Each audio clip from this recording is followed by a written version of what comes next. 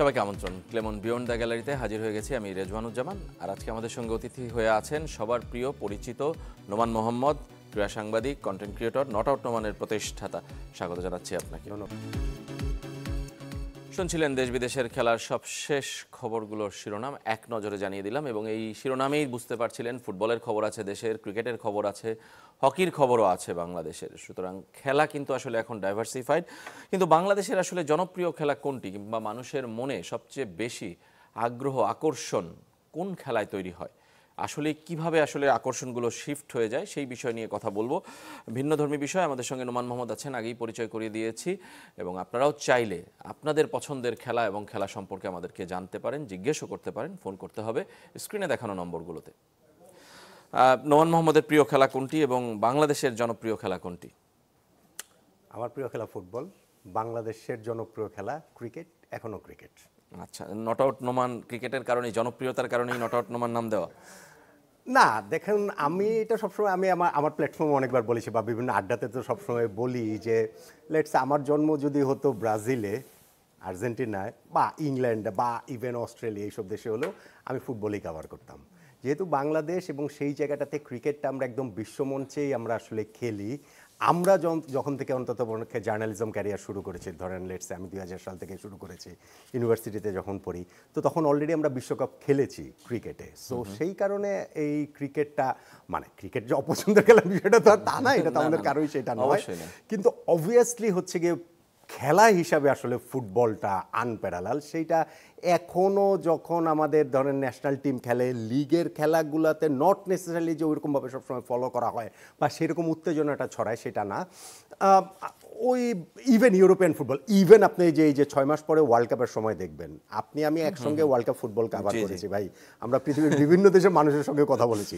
বাংলাদেশে world cup ফুটবলের সময় যে অবস্থাটা থাকে, এইটা পৃথিবীতে আমার ধারণা 10টা দেশেও থাকে না, সব মিলে। মানে আমি একদম সকল Brazil, Argentina, Italy, Germany, Spain সব মিলিয়ে আমি বলছি পৃথিবীর 10টা দেশে এই জিনিস থাকে না।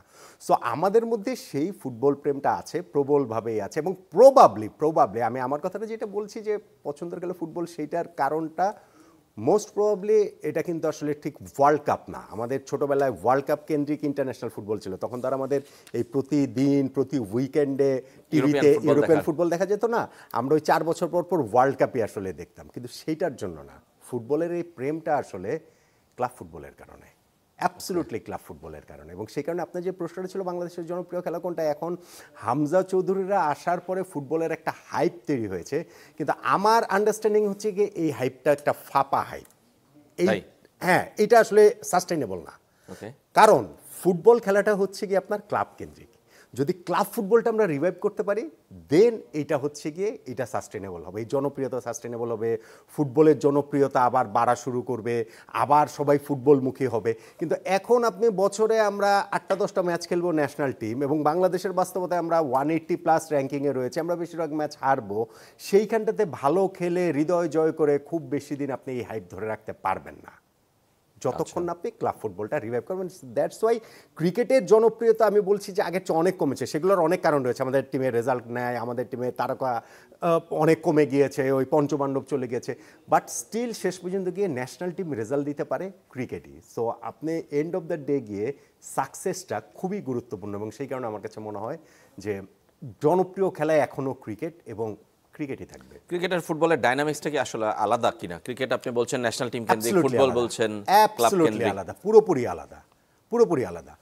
ফুটবল পৃথিবীর দেন এগেন, আবারও আমি সেই ওয়ার্ল্ড কাপের কথা বলি, 2018 রাশিয়া ওয়ার্ল্ড কাপ আমি একসঙ্গে কাভার করেছি। সেই জায়গাটাতে আমি ব্রাজিলের অনেকের সঙ্গে কথা বলছি, দর্শক, সমর্থক, ধরেন হচ্ছে গিয়ে সাংবাদিক, আর্জেন্টিনা, মানে ব্রাজিল আর্জেন্টিনা বলছি কারণ তাদের বোঝাতে সুবিধা হয়, ইংল্যান্ডের। তো তাদের কাছে ধরেন আমার একটা খুব কমন প্রশ্ন থাকতো যে আমি জিজ্ঞেস করতাম বোঝার জন্য, যে লেটস সে ব্রাজিল একজন জিজ্ঞেস করে যে তুমি কোন ওইখানটাতে তোমার ক্লাব কোনটা, ফ্ল্যামিঙ্গো এবং ব্রাজিল ন্যাশনাল টিমে যদি খেলা হয় তুমি কোন টিম সাপোর্ট করো? সে বলে ফ্ল্যামিঙ্গো। জি, এবং পতাকাও নিয়ে আসতো তারা। ম্যানচেস্টার ইউনাইটেড, ইংল্যান্ডের খেলা হলে ম্যানচেস্টার ইউনাইটেড, মানে, এবং এটা হেজিটেট করেন, এবং এইটার পার্সেন্টেজটা মোর দেন 80%। সো ক্লাবটাকে তারা কিভাবে ওন করে, ন্যাশনাল টিমটা হচ্ছে গিয়ে তাদের প্রাইডের জায়গা, কিন্তু ক্লাব ফুটবলটা হচ্ছে গিয়ে তাদের একেবারে পরিচয়। সো আমাদের এইখানটাতেও, মানে ফুটবল আর ক্রিকেটের কথা বলছিলেন, তো ক্রিকেটে কিন্তু সেটা না। ক্রিকেটে কিন্তু এই এখন বরং আইপিএল যুগে আসার পরে তারপরও আপনি বলতে পারেন যে না ঠিক আছে কেকেআরের মুম্বাই ইন্ডিয়ান্সের, তারপরে তো পৃথিবীর নানান দেশে তারা খেলে বেড়াচ্ছে। একজন যে শুধুমাত্র ইন্ডিয়ান ক্রিকেটার ছাড়া বাকি কেউ তো আর শুধুমাত্র একটা লিগে খেলছে না। আপনি আরসিবির বিরাট কোহলি বলতে পারেন, আপনি মুম্বাই মহেন্দ্র সিং ইন্ডিয়ান্সের ধোনি, চেন্নাই। মহেন্দ্র সিং ধোনি চেন্নাইয়ের বলতে পারেন, মুম্বাই ইন্ডিয়ান্সের আপনি রোহিত শর্মা বলতে পারেন, দেন ইন্ডিয়ারও আপনি কয়েকজনকে এইভাবে ইয়ে করতে পারবেন। কিন্তু ফুটবলে কিন্তু ওই ক্লাবটা খুবই খুবই গুরুত্বপূর্ণ, প্রতি উইকে খেলা হচ্ছে। আর ক্রিকেট হচ্ছে গিয়ে প্রতি উইকে প্রতিদিনই খেলা হচ্ছে গিয়ে ন্যাশনাল টিমের। সো ওইটা হচ্ছে গিয়ে ফুটবল খেলাটা আলটিমেটলি গিয়ে ক্লাব কেন্দ্রিক খেলা, ন্যাশনাল টিমটা প্রাইডের জায়গা। আর ক্রিকেট খেলাটা হচ্ছে গিয়ে অ্যাবসলিউটলি ওইটা ন্যাশনাল টিমের খেলা, এবং সেইটা হচ্ছে গিয়ে প্রাইডের জায়গা বলুন, পরিচয়ের জায়গা বলুন, সব কিছু। আর ক্লাব যেটা, সেটা আসলে টাকার জায়গা, অন্য কিছু না। কিন্তু বাংলাদেশে কি আসলে এই আপনি যেটা বলছেন যে ক্লাব ফুটবল না ফিরলে আপনি এই হাইপটা থাকবে না, সেটা আপনি বিশ্বাস করছেন, কিন্তু সেইটা কি ফিরবে আসলে? মানে এটাও বাংলাদেশের বাস্তবতা যে ইউরোপের সাথে আমরা অনেক সময় মিল খুঁজতে চাই, ইউরোপ প্লেয়ার কে তৈরি করবে, ক্লাব না ন্যাশনাল ফেডারেশন, সেই বিতর্ক আছে। বাংলাদেশের বাস্তবতায় আসলে ক্লাব ফুটবল কি আসলে এইভাবে আবারও রাজীব ভাই, আমার দুঃখ লাগে হচ্ছে কি যে আমরা যে সুযোগটা পেয়েছি এইবার, যে হাইপটা ক্রিয়েট হয়েছে, এবং এই হাইপটা কিন্তু হচ্ছে কি একটা দুইটা ম্যাচ না, আপনি দেখেন এটা কিন্তু বছরখানেক প্রায়, গত প্রায় কিন্তু এই যে হামজা চৌধুরী আসার পর থেকে যদি আপনি ধরেন প্রায় বছরখানেক হয়ে গেছে গত মার্চের থেকে শুরু। আমাদের ক্লাব ফুটবলের কোনো একটা জায়গাতে আমরা সামান্যতম কোনো উন্নতি করতে পারি না না, আরো অবনতি হয়েছে। আপনি আমাকে বলেন যে আমাদের ক্লাব ফুটবলটা আগে যতজন দর্শক দেখতে যেত, এখন একজন দর্শক বেশি দেখতে যান। যতজন স্পন্সর ছিল, একটা বেশি স্পন্সর আছে। আগ্রহের জায়গা যতটুকু ছিল তার চেয়ে একটুখানি বেশি আছে। মানে এই জিনিসটা তো প্রথম আপনার বুঝতে হবে। হামজা চৌধুরী যেই কথাটা আমি বললাম, বা তাদের এই যে ধরেন বিদেশি ফুটবলার এনে ন্যাশনাল টিমের সাকসেস দেওয়াটা, সেইটাও হচ্ছে কি কোনো সাস্টেনেবল কথা না। আচ্ছা, আমি ওটা তাও ধরেই নিলাম যে একটা বিশেষ পরিস্থিতিতে আমরা নয় এটা করছি, কিন্তু ক্লাব ফুটবলটাকে আপনি জনপ্রিয় করবেন না। ধরেন বাংলাদেশের ফুটবল ইতিহাসে আমাদের স্বর্ণ সময় কোনটা? 70s, 80s, মিড-90s। আমরা তো তখন পর্যন্ত কিচ্ছু জিতি নাই রে ভাই। আমরা তো এসএ গেমস জিতি নাই, সাফ জিতি নাই। না, আমরা সাফ প্রথম জিতেছি 99-এ। 99 তো 99-এ তো অলরেডি আমাদের ফুটবল সেকেন্ড খেলা হয়ে গিয়েছে, ক্রিকেট জনপ্রিয় খেলা হয়ে গিয়েছে। তাহলে আমাদের স্বর্ণ সময় 70s, 80s এবং 90s এর মিড-90s পর্যন্ত আমরা কেন বলি? ক্লাব ফুটবল ছিল, আবনি মডার্ন ছিল। সো সেইটা যতদিন না আমরা রিভাইভ করতে পারবো, নট নেসেসারি আপনার আবনি মডার্নই করতে হবে, এখন তো আরও নতুন নতুন অনেক ক্লাব আসে। সো সেইটা যতক্ষণ আমরা করতে না পারবো, এইটা আসলে ফুটবলের এই জনপ্রিয়তাটা ধরে রাখাটা সম্ভব না, ফুটবলের ওভারঅল উন্নতিটাও আসলে কোনোভাবে। এবং সঙ্গে একটা কথা যোগ করে দিতে চাই যে, এবং ন্যাশনাল টিমের এই হাইপ যখন হচ্ছে, ন্যাশনাল টিমের একটা ফুটবলার ক্লাবের সঙ্গে চুক্তি বাতিল করেছে টাকা পাওনার দাবি করে, তারিক কাজীর কথা আমি বলছি। সুতরাং ক্লাবের অবস্থাটা আসলে কেমন সেটা বোঝাতেই যথেষ্ট। দর্শক আছেন আমাদের সঙ্গে, আমরা একজনের ফোন নিতে চাই। পরিচয় জানিয়ে আপনার প্রশ্ন অথবা মতামত থাকলে আমাদের সঙ্গে শেয়ার করবেন। হ্যালো, আসসালামু আলাইকুম। ওয়ালাইকুম আসসালাম। জি, আমি সাফাই বলছিলাম। জি বলেন। তো নোমান ভাই, আমি আপনার প্রসঙ্গে যাওয়ার আগে নোমান ভাইয়ের একটা কথা আমি খুব ছোট্ট করে কোট করবো। নোমান ভাই কিন্তু প্রায় সময় একটা কথা বলে যে আমাদের দেশে আসলে আমরা ক্রিকেট ফুটবল নিয়ে পড়ে থাকার কারণে এই দুইটা খেলা উন্নতি হয় না, আর বাকি খেলাগুলো উঠে আসে না। বিকজ তিনি সবসময় একটা এক্সাম্পল দেয় যে ব্রাজিল, আর্জেন্টিনা তারা কিন্তু সবসময় ফুটবলে ভালো না, একাধিক খেলা ভালো। তো যার জন্য আমাদের এই দুইটা খেলাকে পুশ করার জন্য অন্য কোনো স্পোর্টস নাই, আবার ওই বাকি স্পোর্টসগুলো উঠে আসে না। তা আমি ওনার এই কথার সাথে অ্যাবসলিউটলি একমত। এবং খুব ছোট করে বললে আমি যেটা বলবো, আমার কথাটা অনেক ডিটেলে বলতে ভালো হতো, এত সময় যেত নাই। আমাদের দেশে টোটাল স্পোর্টসের কালচারটা নেই, আমরা এক কেন্দ্রিক। যেমন ব্রাজিল, আর্জেন্টিনা সাপোর্ট করি, রিয়াল মাদ্রিদ, বার্সেলোনা, এত আধুনিক যুদ্ধ আমাদের দৃষ্টিটা খুব প্রসারিত না অনেক দিক দিয়ে। এটা নোমান ভাই ভালো বলতে পারবে। আমাদের দর্শকদের কোশ্চেনও ভালো না, ঘুরে ফিরে তমুক কেন চান্স পায় না, তমুক কেন পায় না, ওই কেন্দ্রিক। ইমরুল কায়েস কেন চান্স পায় না, ওই সাব্বির রহমান কেন চান্স পায় না, এইসব জিনিসই চলে আসে। তো আমি সর্বশেষে একটা কথা বলবো যে আমাদের ক্রিকেট ফুটবলের বাইরে যে স্পোর্টসটা সবচেয়ে ভালো সেটা হচ্ছে সাম্প্রতিক সময় আর্চারি, কিন্তু এটা কেন যেন ফোকাসে আসে না, যেটা আমাদের কালচারে।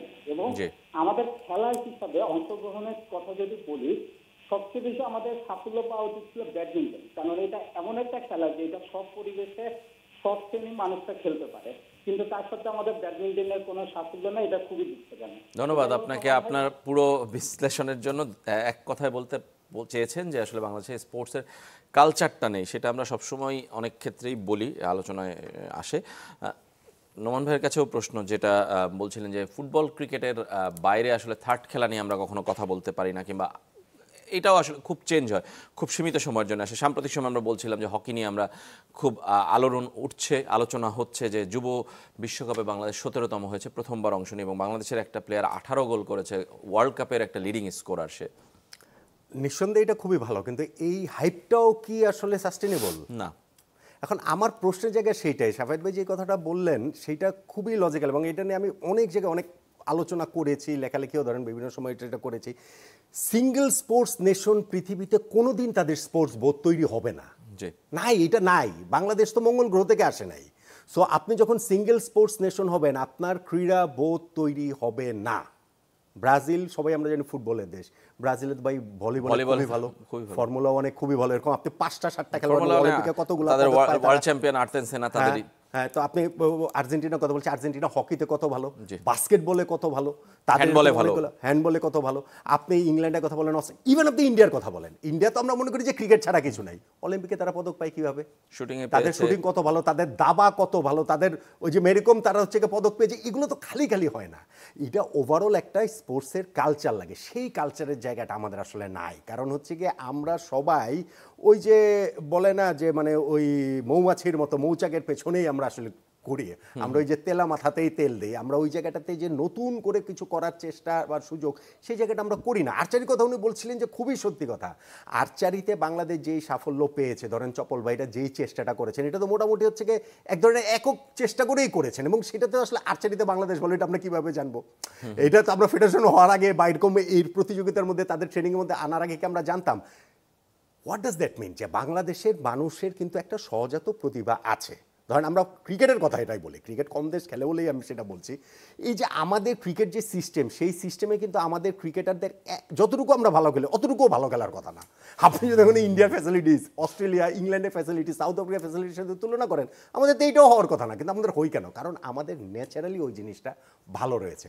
বাট আমাদের যতক্ষণ পর্যন্ত না এই ক্রীড়া বোর্ডটা তৈরি হবে, এই স্পোর্টস কালচারটা, এটা তো বলে দেওয়া যায় মুখে মুখে, সেটা কিন্তু সাকসেস ওরিয়েন্টেড না কালচারটা। না না না, মোটেই না, মোটেই সাকসেস ওরিয়েন্টেড না। এটা ফ্যামিলি থেকে শুরু হবে, কমিউনিটি থেকে শুরু হবে। ভাই আমি মানে দর্শকদের বোঝানোর জন্য বলি যে ইংল্যান্ডের বা ব্রাজিলের বা আর্জেন্টিনা যে কোনো একটা জায়গায় 4th ডিভিশনের একটা টিম, ফুটবলটা ক্লাব কেন্দ্রিক খেলা, মানে মূলত হচ্ছে এলাকা কেন্দ্রিক, যার যে এলাকায় জন্ম, তার বাবা তাকে নিয়ে স্টেডিয়ামে গিয়েছে, সেই স্টেডিয়ামের হয়তো গ্যালারিও নাই, সেইখানে তার বাবা মানে তার বয়স যখন 2 বছর তখন বা কোলে থাকতে তাকে নিয়ে গিয়েছে, ওই যে ওইটা তার রক্তের ভেতরে ঢুকে গেছে। ওই ক্লাব সারা জীবন 4th ডিভিশনে থাকবে, 5th ডিভিশনে নেমে যাবে, আরও নিচে নেমে যাবে, কিন্তু সে তার ওই ক্লাবের সাপোর্টটা চাইবে না। ওই ক্লাবের জন্য এক ধরনের একটা ওই তার মননটাই আসলে ওইভাবে তৈরি হবে। সো আপনার এটা, আমি ফুটবলের একটা ক্লাবের কথা বললাম, এটা তো সব ক্ষেত্রেই প্রযোজ্য। আজকে যেই ছেলেটা হকিতে 18 গোল করেছে, সেই ছেলের হকি খেলোয়াড় হওয়ার দরকার কি ছিল? সেও তো ক্রিকেটার হতে পারতো যদি আপনি সাকসেসের কথা চিন্তা করেন, অর্থের কথা যদি আপনি ভাবতে পারেন। সো ওভারঅল নট নেসেসারিলি আপনার এটার সাথে সাকসেস ড্রিভেন, সাকসেস দিয়েই যে আপনার ক্রিয়া বোধ তৈরি হবে, ক্রিয়া কালচার তৈরি হবে, বিষয়টা সেটা নয়। তবে অর্থের প্রয়োজন রয়েছে, পৃষ্ঠপোষকতার প্রয়োজন রয়েছে, এবং সেই জায়গাটাতে আমি মনে করি যে আমাদের পৃষ্ঠপোষকদের ওই অন্যান্য জায়গাগুলোতেও আসলে এগিয়ে আসার প্রয়োজন আছে। আবারও ফিরবো আপনার কাছে, একজন দর্শক আছেন আমাদের সঙ্গে, ফোন নিতে চাই, পরিচয় জানিয়ে প্রশ্ন অথবা মতামত জানাবেন। হ্যালো। জি, আমি আসলে চট্টগ্রাম থেকে। জি, আমার পরিচয় হচ্ছে, আমি হচ্ছে নাজমুল দিনার, আমি একজন স্পোর্টস লাভার। জি, আমি আসলে নোমান ভাইয়ের আসলে একজন বহু বড় ফ্যান। আমি নোমান ভাইয়ের কাছে একটা জিনিস জানতে চাই, সেটা হচ্ছে যে কি আমরা মানে এখানে কথাটা হচ্ছে যে বাংলাদেশের 1 নম্বর খেলা আসলে বাংলাদেশকে রিপ্রেজেন্ট করে কোনটা, ফুটবল না ক্রিকেট? আমি জাস্ট এটা একটু জানতে চাই নোমান ভাইয়ের কাছে। ধন্যবাদ আপনাকে। উত্তরটা আমরা জানাবো, নোমান ভাইয়ের উত্তর জানাবো, কিন্তু আমার উত্তর আমি বলি যে বাংলাদেশের খেলা বাংলাদেশকে রিপ্রেজেন্ট করে সব খেলায়, সব খেলোয়াড়। এটা হলো আমার উত্তর। তারপরও নোমান ভাই কোনো দ্বিমত করে কিনা আমরা জানবো। একটা ছোট্ট বিরতি থেকে ফিরে আসার পর আমাদের সঙ্গেই থাকবেন।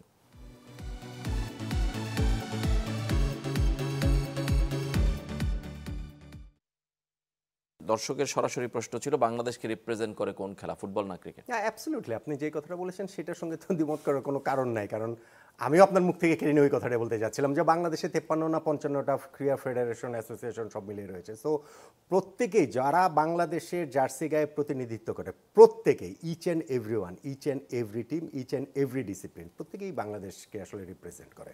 সবাই বাংলাদেশের। একদম শেষের দিকে চলে আসছি, আমরা যেই কালচারের কথা বলছি, এটা না হলে আসলে, তৈরি না হলে কিংবা একটু একটু করে না এগোলে আসলে পুরো সিস্টেম কি বদল করা সম্ভব কখনো? না, একবারে কোনো পুরো সিস্টেম বদল করা সম্ভব না। কিন্তু এটা হচ্ছে হচ্ছে গিয়ে সম্ভব, ওই কালচারটাও তৈরি হওয়াটা সম্ভব। দেখেন পৃথিবীর ইতিহাসে বাংলাদেশ প্রবাবলি একটা খুবই ইন্টারেস্টিং কেস স্টাডি হতে পারে। আমার মনে হয় না মানব সভ্যতার ইতিহাসে আর কোনো দেশ রয়েছে যেইখানকার জনপ্রিয়তম খেলাটা এইরকমভাবে শিফট করে। হ্যাঁ, হতে পারে সবচেয়ে জনপ্রিয় খেলাটা হয়তো দ্বিতীয় হয়ে যায়, কিন্তু ধরেন ওই মিড 90s পর্যন্ত ফুটবল এক নাম্বার ছিল বাই ফার, সেকেন্ড অবস্থান কি এখন মানে ক্রিকেট এবং হকি, সে আলোচনা ছিল। এবং তারপরে আমরা আইসিসি ট্রফি চ্যাম্পিয়ন হওয়ার পর থেকে ওয়ার্ল্ড কাপে খেলছি এবং ওই সময় থেকে ক্রিকেট বাই ফার এক নাম্বার হয়ে গেছে। এই যে অবস্থান পরিবর্তন, এটা পৃথিবীর কোনো দেশে হওয়া সম্ভব না। এখন যেহেতু এটা বাংলাদেশে হয়েছে, বাংলাদেশে ধীরে ধীরে অন্যান্য খেলাগুলোর প্রতিও আসলে সেই আগ্রহ তৈরি করাটা সম্ভব। একজন সিদ্দিকুর কিন্তু গল্ফের প্রতি আমাদেরকে আকৃষ্ট করেছে। আর্চারি খেলার কথা আমরা জানতাম, নিয়ম আমরা তখন শিখতে বাধ্য হয়েছে, আর্চারিটা আমরা বাধ্য হয়েছি। যে হকি এখন কিন্তু এই যে এই এখনকার আমাদের সাকসেসের সূত্র আমরা আসলে বোঝার চেষ্টা করছি যে কিভাবে কি হয়। ফলে এটা আসলে ভাইস ভার্সা শব্দ পক্ষ থেকে। প্রথমত হচ্ছে গিয়ে আমাদের যারা এইসব ডিসিপ্লিনের অ্যাথলেট যারা রয়েছেন তাদের একটা দায়িত্বের জায়গা রয়েছে, আমাদের ফেডারেশন অ্যাসোসিয়েশনগুলোর দায়িত্ব জায়গা রয়েছে, মিডিয়ার দায়িত্ব জায়গা রয়েছে, দর্শকের দায়িত্ব জায়গা রয়েছে। তো সব মিলিয়ে নট নেসেসারি, আমি বারবার একটা কথা বলছি যে সাকসেসফুল হতেই হবে এরকম কোনো কথা নাই। নেদারল্যান্ডস তো ভাই ওয়ার্ল্ড কাপ ফুটবল কোনো দিন জিতে নাই, তো কি হয়েছে? ফুটবল কালচার কত স্ট্রং, স্পোর্টস কালচারই তো আপনার তো আফ্রিকার কোনো দেশ কোনো সময় জিতে নাই। এবং আফ্রিকার অবস্থা কি আমাদের চেয়ে ভালো নাকি? আমাদের থেকে কোন দিক থেকে ভালো? কিন্তু আমি বলছি যে সেইটা পাগলামিতে ওরাও ফুটবলে অনেক, সেইটা হওয়াটা আসলে সম্ভব, খুবই সম্ভব। এবং সেই জন্য আমার কাছে মনে হয় যে প্রত্যেকের জায়গা থেকে আমরা যদি একটু ওই আন্তরিকতা দিয়ে চেষ্টা করি। ধন্যবাদ আপনাকে নোমান মোহাম্মদ আমাদের স্টুডিওতে আসার জন্য। এই বিষয়ে আলোচনা করার ছিল আমাদের। প্রথমে ভেবেছিলাম কতটুকু করতে পারবো, কিন্তু এখন মনে হচ্ছে যে আরো অনেকটা সময় পেলে ভালো হতো। সবাই ভালো থাকবেন। আপনাদের পছন্দের খেলা কোনটি আমাদেরকে জানাতে পারেন। আজকের মতো এখানেই শেষ করছি।